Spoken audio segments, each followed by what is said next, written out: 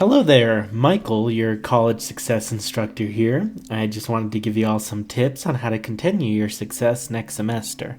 So, now that this semester is over, I want y'all to think back on this semester and what worked well for your college success, what didn't work so well towards your success, and what questions you're still left wondering.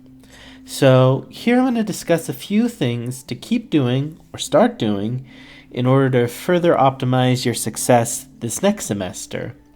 So, number one, use a planner and or a calendar system.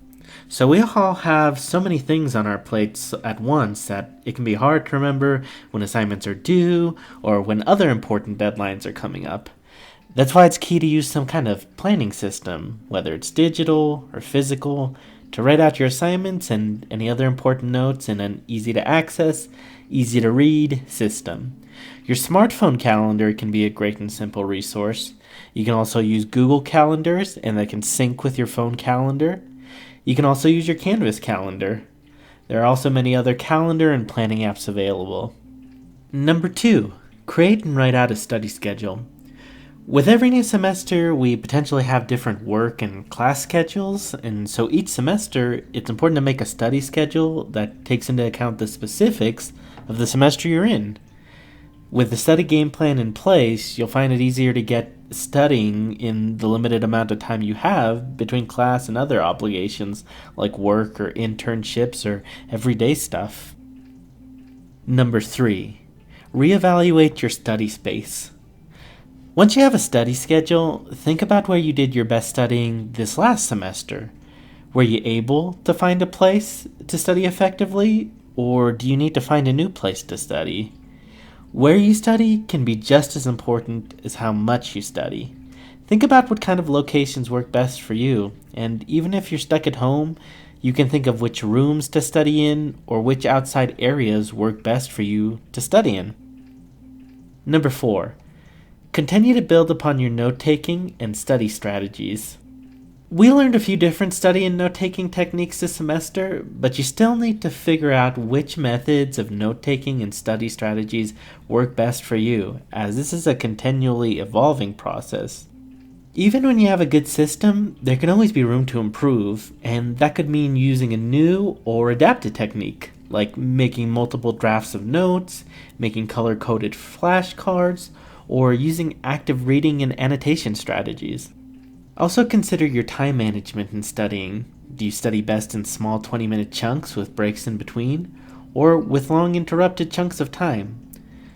Be strategic about your studying in order to maximize the time you put into it. Number five, start looking for your required course materials early.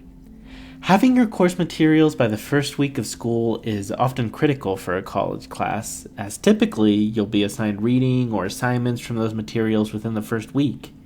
It's important to start finding out where and how you're going to get your course materials, especially if you're shopping around online for the best prices, as all of that takes time, and a late start in getting your materials could mean you won't get them by the first week, and you can potentially fall behind.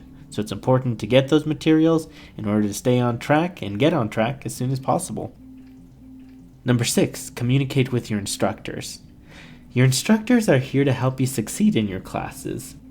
If you ever have anything come up or you need to voice a question or concern, don't hesitate to reach out to your instructors via their preferred method of communication in order to get the help and resources you need for their class. Communicating with instructors can also help integrate them into your support network, and they can be valuable resources throughout your college career and beyond. Number seven, take care of yourself. Now, perhaps more than ever, it's important to be mindful of your wellness. College and work and school and everyday life is stressful enough, and amidst the backdrop of nationally uncertain times, it's even more stressful. Pay attention to your physical health, your mental health, and your overall wellness. If you need wellness help, seek it out through personal or community and or campus resources. And that way you can make sure to take care of yourself in order to thrive in college and in your everyday life. Thank you all for listening to these tips on how to continue your college success next semester, and stay tuned for more tips and strategies on how to continually optimize your college success.